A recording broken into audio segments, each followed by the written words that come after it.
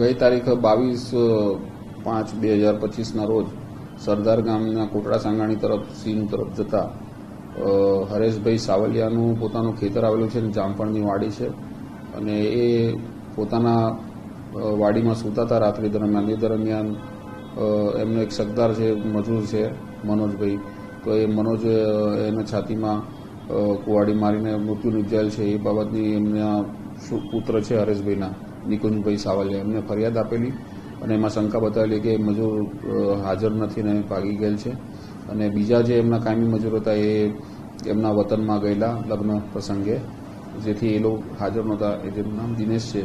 તેથી આ મનોજે હત્યા કરેલાનું શક બતાવીને આ બાબતની ફરિયાદ આપેલી છે, જેથી આજીડેમ પોલીસ સ્ટેશનમાં આ બાબતે 103(1) મુજબ BNS 103(1) મુજબનો ગુનો દાખલ કરી મૃત્યુ નિપજાવાનો ગુનો દાખલ કરીને આગળની તપાસ બી જાડેજા PI કરી રહ્યા છે. હાલ તપાસ ચાલુ છે. હાલ કોઈ પ્રાથમિક કારણ મળેલ નથી. હાલ જે શકદારની તપાસ ચાલુ છે એને પકડવાના ચક્રો ગતિમાન છે. ટીમો બનાવીને મોકલવામાં આવેલ છે.